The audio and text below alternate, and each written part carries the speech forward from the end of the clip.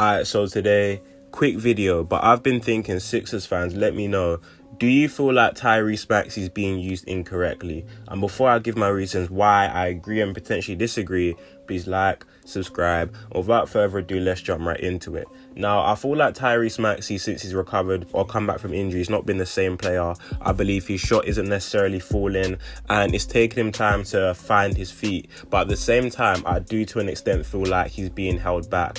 Now, I can't complain too much because the team as a whole have been pulling out wins. I believe they have, 26 wins in their last 33 games, something like that. I don't really know. But they've been on a very, very good run of games, winning games, tight games. For example, the game against Memphis. But a consistent domino in those games is that Tyrese Maxey hasn't been the Maxey that we know started off the season, that ended last season, that's been a flamethrower and absolutely killing it. And that could slightly be because he's recovering from this foot injury and still a bit rusty. But at the same time, he's not a part of this offense. Like, when you watch us play, Maxey isn't getting any plays ran for him, which is expected, not really expected, but understanding, because you've got Harden and Embiid who take up such a large percentage of the usage.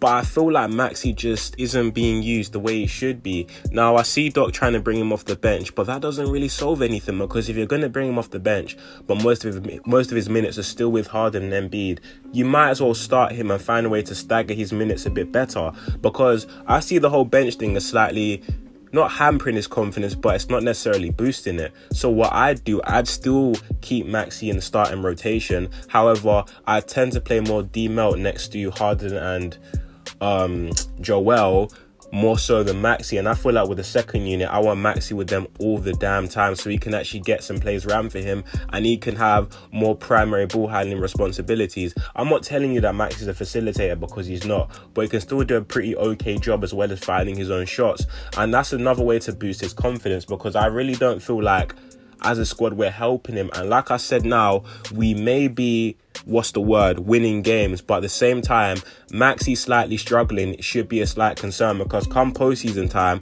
we're going to not only need Harden and Embiid to step up, we're going to need Tyrese Maxey, because realistically, he's our third most consistent guy who, if Harden's having an off night, could still get us 30. I know Tobias is still capable of doing that, but that's really not his role in this team right now when everyone's really healthy. So we need Maxey to consistently find a groove and find his feet, because come postseason time, he's going to be valuable. Look, last postseason, I believe he started off game 1 against the Raptors with 40 points or something like that. He came up big in the Miami series and was arguably our most consistent player. So Maxey definitely is vital to this team. So whatever way it's going to be, we need to find a way to incorporate him more, make him feel a bit more part of the offense, and make him find his groove, because his three ball's been really off recently. I know for the season he's still around 38%, but before injury it was more around 42%. Last year was at 42%. So the drop off in his 3-point percentage and overall field goal percentage is still kind of concerning. Nonetheless, he's still pretty efficient in comparison to what other guys in the league are doing, but we know how much better Tyrese Maxey could be. And yeah, it will be really nice to have him finding his groove again and being the Tyrese Maxey we know. And those of you guys who are saying, are you trying to say take the ball out of Harden's hand? No. I'm not telling you to do that. However, Maxey is a very capable shooter, even though recently he's not been falling. I'm not comparing him to Redick or Seth Curry, but why can't you... Okay, more so Seth Curry. I'm going to compare him to him, and here's why.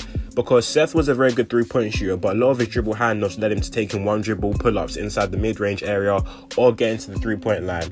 Tyrese Maxey has a very similar skill set. Why not run some dribble handoffs with Tyrese Maxey, which can turn into a pick and roll or a pick and pop situation for Joel Embiid, the way he runs it with the beard? Because Tyrese Maxey is a very good pull-up shooter from 3 and from mid-range. So why not run that kind of action with him?